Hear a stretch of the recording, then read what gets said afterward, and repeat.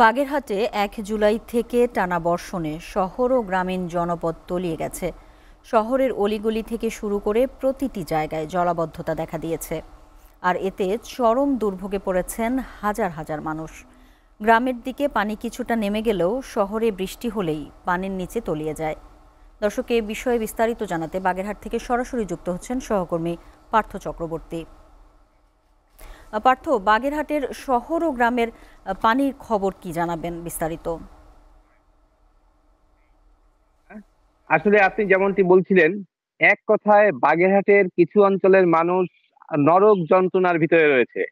আমি আপনাকে প্রথমে বলি, সেটি হচ্ছে, আমি গ্রামাঞ্চলে আজ সকাল থেকে আমরা ঘুরেছি।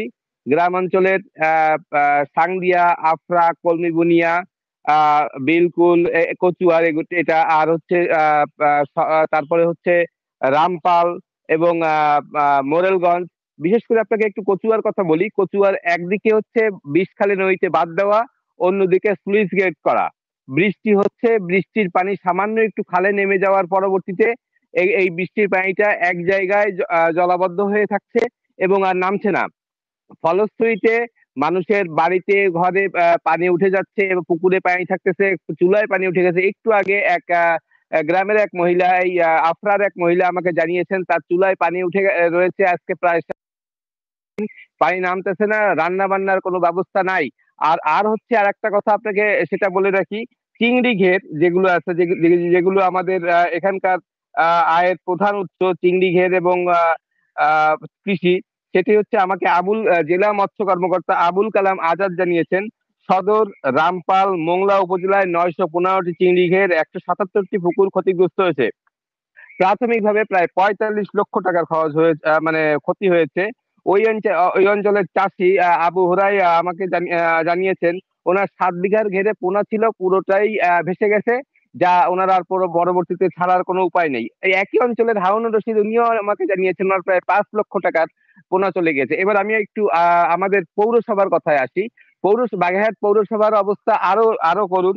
সেটি হচ্ছে, এর দুই পাশে রয়েছে দরাটানা এবং ভৈরব নদী। ভৈরব নদী এবং দরাটানা নদীতে স্লুইস গেট গুলো যেগুলো ছিল, সেই স্লুইস গেট গুলো অকেজো হয়ে রয়েছে। ফলে পানি নামে না। সামান্য একটু বৃষ্টি হলেই হাঁটু সমানি পানি, এই পানি আর কখনো নামে না। আসলে বাগেরহাটে কখনো বন্যা হয় না। বাগেরহাটে বৃষ্টি হলেই, বাগেরহাট পৌরসভায় বৃষ্টি হলেই হাঁটু সমানি পানি থাকে।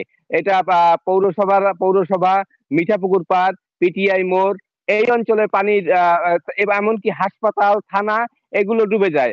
আসল কথা হচ্ছে, এখানের যে পৌরসভার যে ড্রেনেজ ব্যবস্থাগুলো, এগুলো খারাপ হয়েছে। আমি কথা বলেছিলাম বর্তমানে যিনি দায়িত্বে রয়েছেন পৌরসভার, স্থানীয় সরকার ডক্টর ফখরুল আহমেদ। উনি বলেছেন কিছু কিছু প্রকল্প চলমান আছে, এগুলো হলেই হয়তো কিছুটা সমাধান হবে। সাবরিনা।